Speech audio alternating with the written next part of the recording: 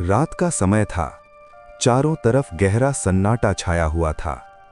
हवा भी जैसे धीरे धीरे चल रही थी और पेड़ों की हल्की सरसराहट डर पैदा कर रही थी। लेकिन उसी अंधेरे जंगल में एक राजा शांत बैठा हुआ था।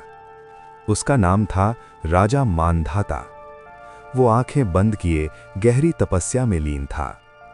उसे न भूख की चिंता थी, न प्यास का एहसास। बस उसके मन में था भगवान के प्रति अटूट विश्वास। दिन बीत गए, रातें गुजर गईं, लेकिन राजा अपनी जगह से नहीं हिला। तभी एक रात कुछ अजीब हुआ। झाड़ियों में अचानक हलचल होने लगी। ऐसा लगा जैसे कोई भारी जानवर धीरे धीरे आगे बढ़ रहा हो। और फिर अंधेरे से निकला एक विशाल जंगली भालू। उसकी आंखें लाल थीं और उसके चेहरे पर क्रूरता साफ दिख रही थी। वो सीधे राजा की ओर बढ़ा।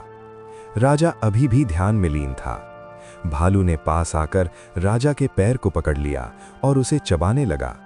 दर्द बहुत भयानक था, लेकिन राजा ने अपनी आंखें नहीं खोली। उसने न चीख मारी, न ही खुद को बचाने की कोशिश की।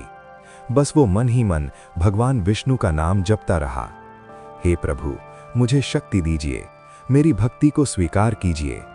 जैसे ही उसकी प्रार्थना सच्चे दिल से निकली, अचानक चारों ओर तेज प्रकाश फैल गया। पूरा जंगल रोशनी से भर गया। भालू डरकर पीछे हट गया और देखते ही देखते वहां भगवान विष्णु प्रकट हो गए। राजा ने धीरे धीरे अपनी आंखें खोलीं और सामने भगवान को देखकर भावुक हो गया। उसने तुरंत हाथ जोड़ दिए। प्रभु, आपने मेरी रक्षा की। लेकिन जैसे ही उसने अपने पैर की ओर देखा, उसका पैर पूरी तरह नष्ट हो चुका था। राजा की आंखों से आंसू बहने लगे। हे प्रभु, अब मैं कैसे जी पाऊंगा? भगवान विष्णु मुस्कुराए। उन्होंने शांत स्वर में कहा, हे वत्स, ये तुम्हारे पिछले जन्म के कर्मों का फल है। लेकिन चिंता मत करो, हर दुख का समाधान होता है। तुम मथुरा जाओ और वहां वरुथनी एकादशी का व्रत रखो। पूरे विश्वास और श्रद्धा के साथ मेरे वराह अवतार की पूजा करो। तुम्हारा शरीर फिर से पहले जैसा हो जाएगा। राजा ने भगवान के चरणों में सिर झुका दिया। जैसी आपकी आज्ञा प्रभु। इतना कहकर वो तुरंत मथुरा की ओर निकल पड़ा। रास्ता कठिन था, लेकिन उसका विश्वास मजबूत था। वो चलते चलते हर पल भगवान का नाम लेता रहा। आखिरकार वो मथुरा पहुंच गया। वहां पहुंचकर उसने स्नान किया और पूरे विधि विधान से वरुथनी एकादशी का व्रत शुरू किया। दिन भर उसने कुछ भी नहीं खाया, बस भगवान का ध्यान करता रहा। रात भर जागकर भजन और पूजा करता रहा। उसका मन पूरी तरह भक्ति में डूब चुका था। और फिर जैसे ही व्रत पूरा हुआ, एक अद्भुत चमत्कार हुआ। उसका शरीर चमकने लगा।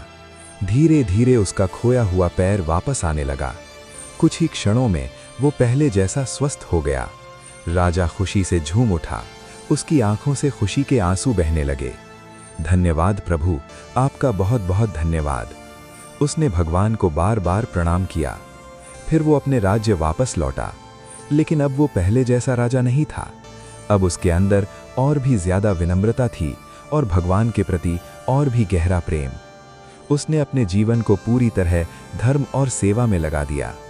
हर दिन वो गरीबों की मदद करता और भगवान का नाम जपता। आखिरकार उसका जीवन सुख और शांति से भर गया और अंत में उसे स्वर्ग की प्राप्ति हुई।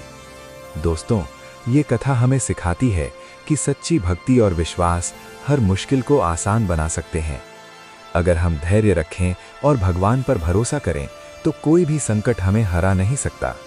इसलिए इस वरुथनी एकादशी पर हम भी संकल्प लें कि हम सच्चे मन से व्रत और पूजा करेंगे और अपने जीवन को बेहतर बनाएंगे।